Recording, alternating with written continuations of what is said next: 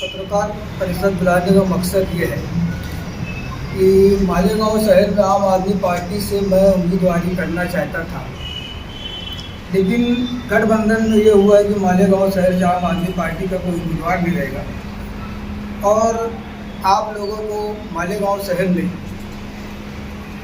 गठबंधन के जो उम्मीदवार रहेंगे उनके साथ आपको जाना है, उनके साथ आपको समर्थन देना है, उनको आपको पार्टिंबा देना है।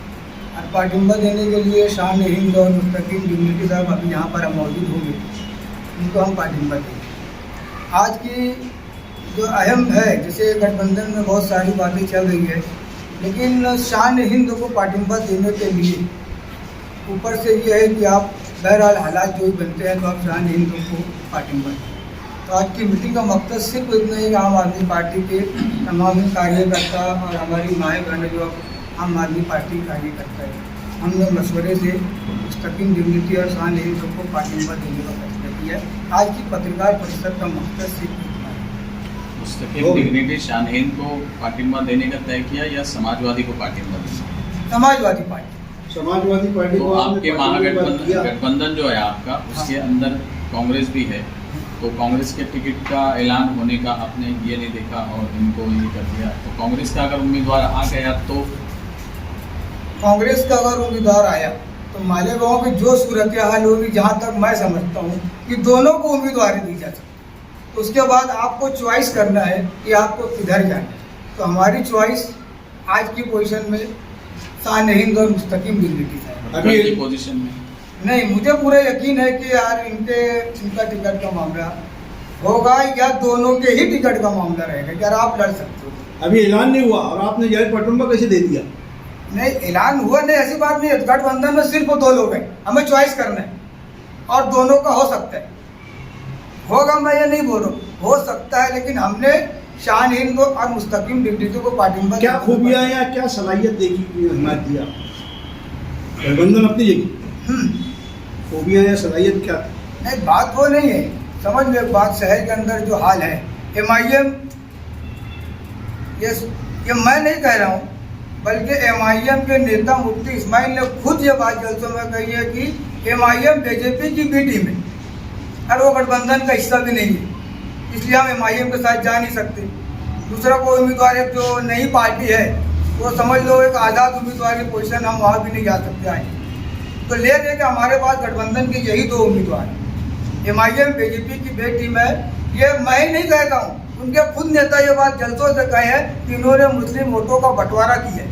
जहाँ यहाँ सेकुलर वोट चुनकर आने वाली थी, इन लोगों ने अपना उम्मीदवार डालकर वहाँ पर BJP के रास्ते आसान किए। ये खुद MIM के लोग।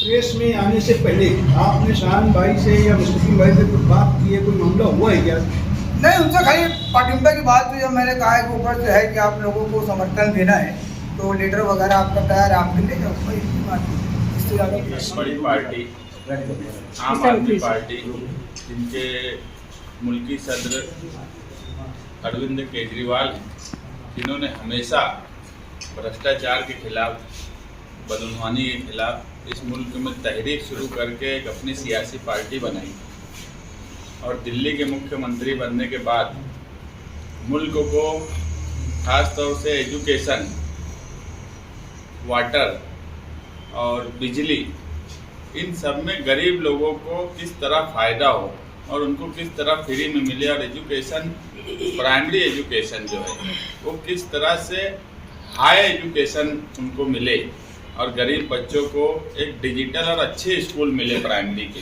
इनकी कोशिश की और जिसकी सराहना कहीं ना कहीं दुनिया भर में की गई। मैं मुकामी सदर अल्ताफ किराना आले का शुक्रिया अदा करता हूँ कि उन्होंने इंडिया अलायंस की एक बड़ी पार्टी आम आदमी पार्टी की हिमायत शान हिंद जो समाजवादी के उम्मीदवार है उनको की है। ये कहीं ना कहीं ये बात साबित होती है कि इंडिया अलायंस की जो पार्टियां हैं वो समाजवादी पार्टी के साथ में रहना चाहती है मालेगांव शहर में।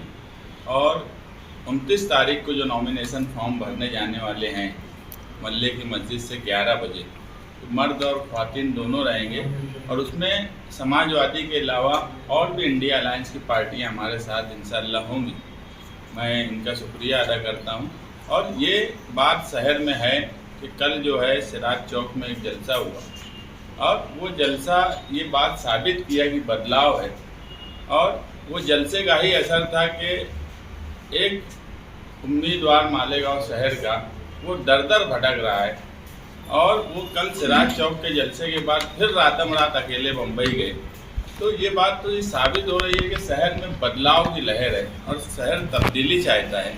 और यही वजह है कि आम आदमी पार्टी ने भी मालेगांव शहर के जो भी उम्मीदवार हैं उसमें समाजवादी पार्टी को हिमायत और पाठिंबा देकर ये मैसेज शहर को देना चाहा कि ये शहर तब्दीली चाहता है।